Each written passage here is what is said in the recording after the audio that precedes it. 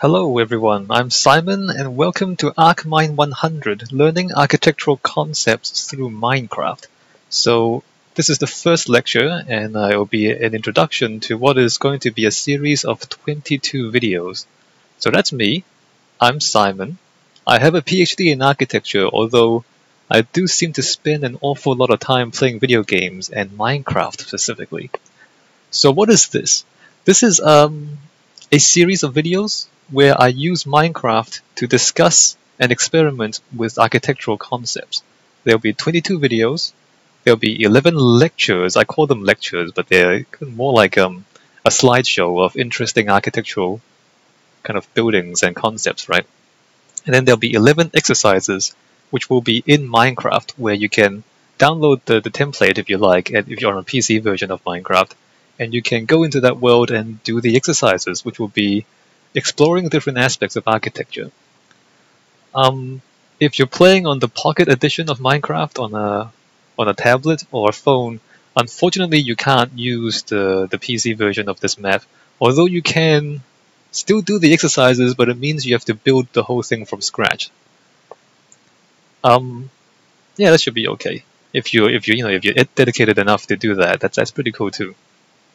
So let's begin with talking about the relationship between architecture and Minecraft. So architecture, here's the Parthenon in Athens. Architecture usually is pretty serious business, right? You have buildings and a lot of very interesting, very large and monumental buildings, and that's what people usually think about when they talk about architecture. You know, big, impressive, important buildings. And then on the other hand of the spectrum, you have Minecraft, which is a video game with blocks in it. So why do we talk about these things together? So next to architecture, there's architectural drawings. So here, for example, is a plan of St. Peter's Basilica in Rome, and it's a drawing of a building. And as architects, we draw buildings a lot because in order to design a building, we draw it. And then we give the drawings to the builders and the contractors and the engineers, and they help us turn the drawings into real buildings. And so drawings is how architects design buildings, and drawings is how architects communicate ideas for a building before it is built. So a drawing is not architecture, and yet a drawing is essential to making architecture. So in addition to just making buildings, we also talk about buildings and draw about buildings, right? So drawings are very important to architecture. And then next to drawings, we have models. Models are less critical. Like usually you don't kind of build a model to tell the builder how to build the house. But then it's still a very useful tool for communicating ideas and even for coming up with ideas. So as architects, we make models to see how different shapes work and then how the building would look in 3 dimensions, especially with more complex buildings. It's really important to kind of to build the thing in a small scale in 3D to make sure that the shape is right. Here is a model of the Sagrada Familia in Barcelona, designed by Gaudi. He's dead now, but the construction is still going on. So the Sagrada Familia is a very complex building. And he made a lot of models to try to figure out the structure and the shape and the details and everything about the building. And it's quite fortunate that he made these things too, because the building has been under construction for many decades now, and he's dead. And there was like a couple of world wars in between, in the middle of the construction, and so thanks to these models, people today can understand what his ideas were and continue building his masterpiece. Whereas without these models, we would be quite kind of confused as to what he had in mind when he designed the thing. So again, models are important to communicate ideas, not as common as drawings, but the more complex your building is, the more useful it is to have a model, a 3-dimensional thing that is a small-scale version of the real building. So there are models of buildings. We use them to design, as I said, and to communicate, and also to display. Sometimes we might make a model of a building that's gone, maybe something from ancient Rome. We might rebuild a city or model of the city as it would have appeared in ancient Rome. You can find those things in museums, right? And they help to convey to you what things are like without actually building the whole thing. You can see what the shapes of buildings are. So models, again, are important for communications.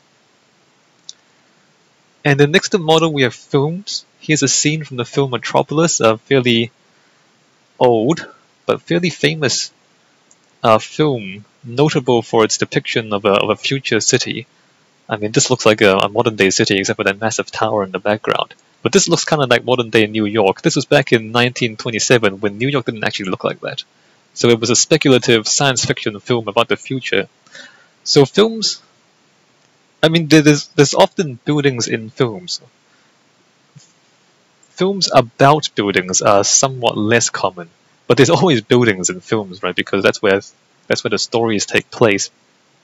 And especially in a science fiction film like Metropolis here, or other science fiction films you see today, the setting is quite important to the story, because it portrays what kind of future you're talking about, right? And whether the future is a wealthy one or a poor one, for example.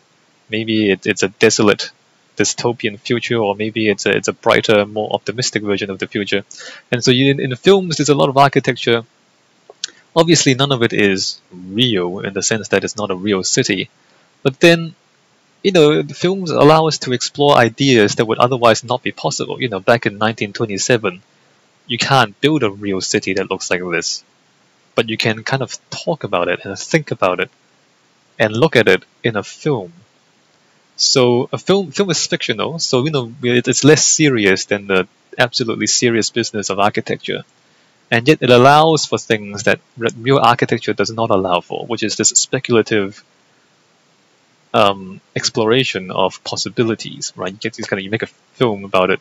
It costs less than making the real city, and you can kind of explore these ideas. And shifting from film to toys, this is Lego Big Ben from the Lego Architecture series. Toys, kind of like models, allow you to explore forms without actually investing in a real building. And toys, but the point of toys is that they're easy to play with. I mean, making a model like this takes a bit of skill, whereas if you have toys like Lego, anyone can kind of put shapes together. And it's very useful, even for some architects who choose to use things like Lego to just quickly put ideas together, because you don't want to invest hundreds of hours into every single model. Sometimes you just want to make a shape and see what it looks like, and do it quickly and cheaply, and do a lot of them, just to explore a lot of different ideas. And toys allow you to do that. And you don't even have to be a trained architect to do that. You can just be anyone. Anyone can play with Lego, right? So it opens up the ability to explore shapes to everybody who cares to play with them. Although of course it's not as detailed or not as accurate or not as intricate or useful as a proper model, but it's more accessible, which is good. And then next to toys we have video games. Here's SimCity 2013, developed by Maxis. It's a city building simulator. It's a game. It's designed for entertainment, and yet the theme of it is to build a city. And certainly there's a lot of real-world city planning ideas incorporated into games like SimCity. And it's very useful educationally. It is quite entertaining, although some people might prefer other versions of SimCity. I personally prefer SimCity 4, but the concept is still the same. Is that you're playing a game of building a city, and in doing so you're learning things about how cities work. And that's very valuable from an educational perspective, right? I mean, you don't want someone who's learning about cities to be actually in charge of a real city. And that's the point of simulations, right? You use a simulation to teach ideas before somebody is qualified to do the real thing. And so from video games, we get back to Minecraft, which is a video game, which is kind of like a cross between something like SimCity and Lego, except it's in a computer. And it's a toy. It's a digital toy, but it allows anybody to explore shapes and to build shapes and to see how they work.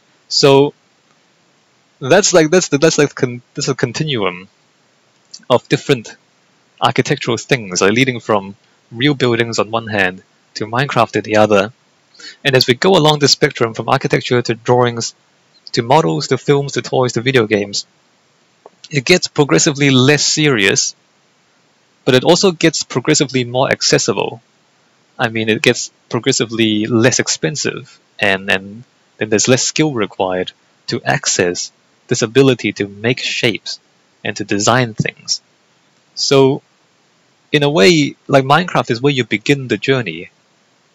I think is a good way to think about it is Minecraft is where you begin the journey towards making real buildings, because it is the most easy way to start making shapes. So anybody, if you're watching this and you're interested in making things in Minecraft, good on you. You are starting to design, and that's great. Designing is great. So here we have, some of these different versions of the Colosseum side by side. On the top left there, my mouse, alright. So on the top left here is the real Colosseum. This is the real thing in Rome. If you go to Rome, you see that. Right next to it is a drawing of the Colosseum. This is a sectional drawing, which means you cut through the building and show it as though you've cut the thing in half, like a cake. You cut a cake in half and you see the middle of it, right? So that's like a sectional drawing of the Colosseum. And it's on the one hand, it's not the real thing. Of course, it's not the real Colosseum, but it shows you the building in a way that you would not otherwise be able to see it. So on the one hand, it's less than the real building because it's just a drawing on a piece of paper. But on the other hand, it's more than the real building in the sense that it shows you things that the real building can't show you, because you can't actually cut the real building and see it like this. So it offers something different. It's the same idea, but a different perspective, as I say. And then next to it here on the top right, there's a scene from the film Gladiator. So in the background there, you see the Colosseum, and if you watch the film, you can see stuff happening inside the Colosseum. Now, as portrayed in the film, it is kind of the real building, but as it was back in ancient Rome. So today, if you go to see the Colosseum, it's half ruined, like bits of it has fallen down and it's not really in good repair. And you don't actually get to see gladiators get eaten by lions in the Colosseum. But in the film, you do see those things. You see the Colosseum as it would have been when it was not ruined. And you would see the Colosseum occupied by, spectators and with gladiators in the pit. And it's fiction, yes, but it's fiction based on reality. And it shows you, again, a version of the Colosseum that you would otherwise not have access to because it's already, it's gone. You can't see gladiators in the Colosseum today, but you can see it through the film. So it's fiction, but not, because it's based on reality, and it's showing you things. It's showing you more than what you see today in reality, even though it's a film and it's less than the real building. Does that? I mean, I'm hoping this makes sense. Like, I mean, on the one hand, you say, well, it's not the real building, but on the other hand, it's showing you something different from the real building. And then here on the bottom left, we have the Colosseum as it appears in Assassin's Creed Brotherhood, a video game.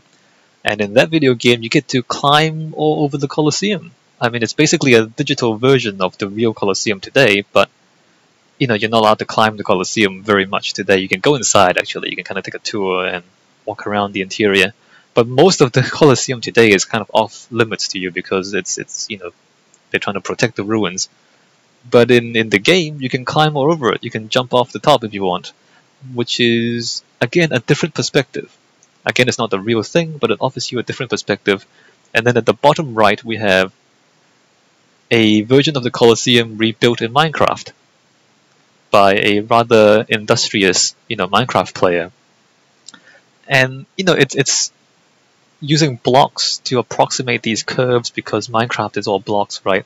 So again, it's not the real thing, but if you build a lot of stuff in Minecraft, you'll realize that building something offers you a perspective that you would not otherwise get. Like, going to a building is not the same as trying to build it. Like, when you have to build the Colosseum, you really have to understand the shape, and you really have to understand the patterns, and you have to really understand the size of the thing. And so when you build something, you learn things about that building that other people would not see because they didn't build it from scratch. And so, the experience of building a Colosseum in Minecraft offers you understandings about the Colosseum that you can only get from trying to build it.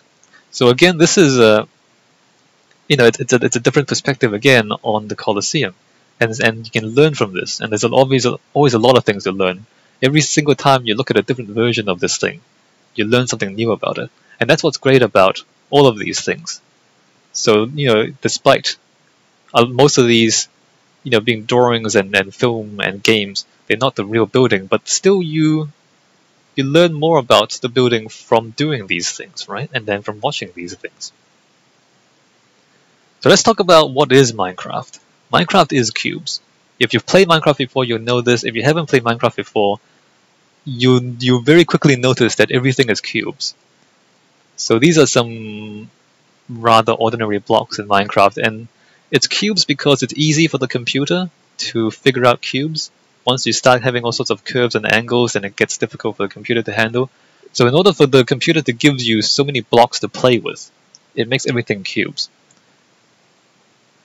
Which is handy in one way, but there's also severe limitations in other ways. So Minecraft is not curves. You can't do this in Minecraft. This is the Guggenheim Museum in Bilbao by Frank Gehry. And if you're wondering what it's supposed to be, the shape of it apparently was inspired by a fish swimming through water. So you can see kind of the ripples and the waves and the vaguely fish-like shape of the building. So that was the inspiration for the building. And you can't do this in Minecraft because Minecraft is all cubes. So you can't have curves like this. So as you play Minecraft and as you build magnificent buildings in Minecraft, you have to keep this in mind, that there are things in reality that you can't do in Minecraft. And Minecraft is also not interesting angles. So this is the Jewish Museum Berlin by Daniel Libeskind. So the building on the right here is fairly plain, but the one on the left is the one by Daniel Libeskind. So you see the funny angles here. Daniel Libeskind has an interesting dislike for squares, it seems like. He builds a lot of funny shaped buildings. And again, you can't do this in Minecraft. You can't have these sharp angles in Minecraft. So here, Daniel Libeskind is exploring a kind of architecture that you simply cannot do in Minecraft. So as you play Minecraft, keep this in mind. Again, you can't do curves, you can't do funny angles. So no matter what you do in Minecraft, there are things you can't do. There are a lot of things you can do in Minecraft, but these things you can't do. So just keep this in mind as you play Minecraft, just to be aware of the limitations of what you're doing, right? So Minecraft is not gravity. Well, there's a little bit of gravity, but there's no real gravity. This is the Leaning Tower of Pisa, and the Leaning Tower of Pisa for a long time was in the process of slowly falling over because somebody didn't do the foundations properly. So in the real world, if you build a building and you don't do the foundations properly, it falls over, and that's kind of embarrassing for you. The Leaning Tower of Pisa has been fixed recently, and it's not quite as falling over as it was before. But if you don't do a proper foundation in Minecraft, none of this happens. Everything stays standing up straight. So you don't have to worry about gravity or physics, right? You don't have to worry about the weight of the structure. So if you build amazing buildings in Minecraft, don't think to yourself that therefore you can make this thing in the real world, because there's gravity in the real world, and you might be quite embarrassed if you do something like this. Although, I mean, the Leaning Tower of Pisa has become quite a famous landmark now, so maybe it turned out okay in the end. But you don't want to be that guy. You don't want to be that guy whose building falls over, right? Anyway, so Minecraft is not realistic lighting. This is the interior of the Notre Dame in Paris. Unfortunately, most photographs are also not realistic lighting. The problem with lighting is that it's very difficult to photograph properly. So this photo is not a very good one. Well, I mean, it's actually, no, I'm saying that wrong. It's a very good photograph, but even despite being a very good photograph, it's not doing a very good job of showing you good lighting. Because, I mean, cameras they don't capture all the light. Anyway, Cathedrals have very interesting lighting, very interesting contrast, and the spaces have very interesting shapes. And so if you go to a real-life cathedral, you see very interesting interactions between the shape of the building and the lights, and the stained glass windows and everything else. So Minecraft does not have realistic lighting. And lighting is quite important in architecture, actually. We'll talk about this later on in later lectures, but keep that in mind too. So there's not realistic lighting in Minecraft.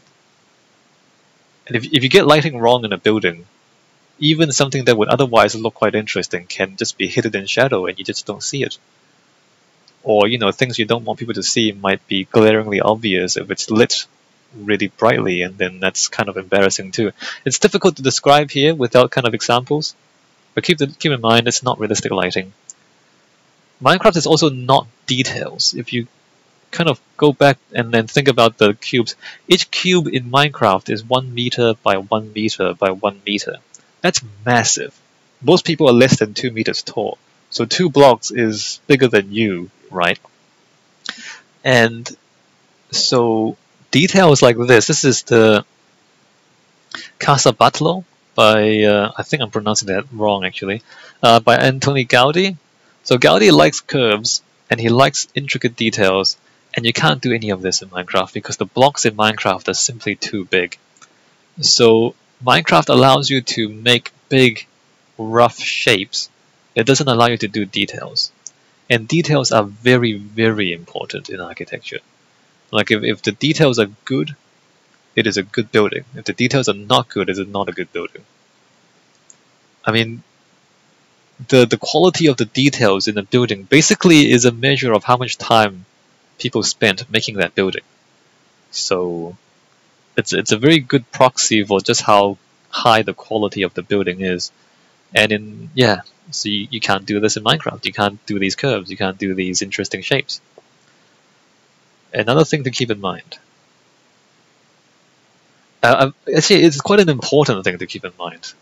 Because if you're designing things in Minecraft and you think that the smallest thing is 1 meter big, then you can't make a real building like that. You can't make it work like that. Like real buildings, you have to look into every detail. Like you have to look at every window frame, every chair, every doorknob, every switch. Like you have to kind of consider all of these things that are much, much smaller than a block in Minecraft to get it right. Minecraft is also not really sounds, smells, or touch. Unfortunately, photographs are also not sound, smell, or touch, so you can't have photos of these things. But if you go to a real-world building, you can hear it, and you can kind of smell it and touch it. It might seem a bit weird, but these are actually quite important. Like if you go to a stone building, for example, if you're not used to stone buildings, like if you go to a big stone hall, because the stone is so hard, you can hear the reverberations. You can hear the echoes in the room as you walk through a stone room. Whereas if you go to a wooden house with carpet, then there's no echoes, or there's far less echoes.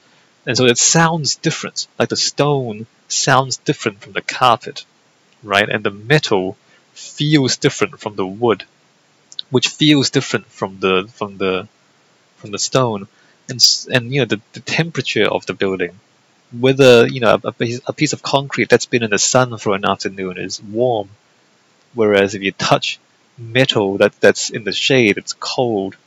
And so these things you experience when you go to a real building, and you don't get these things when you read a book or play a game, which is a bit of a shame. Sometimes you get sounds in games, sometimes that is correct, but not in Minecraft. Like if you build a stone house in Minecraft, you don't hear reverberations because the sound is just not accurate enough, right? And so these things are also important in Minecraft. I mean, important in real life, but not in Minecraft. So keep that in mind too. And that's our introduction, I guess. So Minecraft is useful for talking about some architectural concepts, but at the same time it is lacking when talking about other architectural concepts. So as we go through the lectures and the exercises, just keep this stuff in mind. So here's the course outline. There'll be 11 weeks. The lectures will, in the next lecture, we'll talk about interior and exterior and talk about shelter, which is the basic point of architecture, is to provide shelter. And then we'll move on to scale and proportions, to colors, light and shadow, landscape design, public spaces, infrastructure, theatrics, monumentality, and then ethics. And then next to each of these lectures is an exercise, and each one of the exercises will explore in more detail the concepts that I introduce in the lectures. So basically, we have lecture and exercise, and each one I'll make a video of it. The exercises I will build myself as an example, but the idea of the exercises is that you can build your own thing as well. So you can copy me if you like, but the idea, I guess, is not to copy me and build your own thing if you're interested in following the exercises as well. Otherwise, you can just watch the lectures and watch me do the exercises. That's okay too. So the first exercise is to build a town statue. So this picture here is an overhead view of the exercises template. So in the circled area, there's a plinth, and your task is to build a statue of an animal of your choice on the plinth. You are to stay within the boundaries of the plinth, mostly because we're going to build other projects around this, or like other exercises going to be right next to it. So if you kind of make if you make a giant dragon that goes over the entire city, well then there's not going to be any space for the other projects. So try not to build massive dragons everywhere, and just stick to the plinth for now at least. The point here is to learn about basic Minecraft controls and mechanics and blocks, and to start kind of just building shapes in Minecraft. The assumption made here is that some people might not have ever played Minecraft before, or haven't played very much Minecraft before. So if you're one of those people, then we're going to start easy. Start with the really basics. If you have some experience in Minecraft, well then just consider this a warm-up exercise, a pretty simple warm-up exercise. Do be aware as you try to build a statue of an animal that most animals are not cubes. In fact, most animals do not have any straight lines. They're kind of curvy and maybe furry, and they're not cubes. Whereas I'm asking you to build an animal out of cubes. So we're gonna run into the very first problem, and one of the major problems in Minecraft is how do you approximate curves and intricate shapes with massive cubes? And you're gonna run into this the entire time you spend playing Minecraft. So let's get into this difficulty early and just kind of keep that in mind. But try your best, and we can come back to this, and you need practice basically to get this right. And so we're going to start early and start practicing early. Alright, so some image licenses if you care about legal things, and I'll see you in the next video where I will build a statue of an animal in-game in Minecraft. I'll see you there.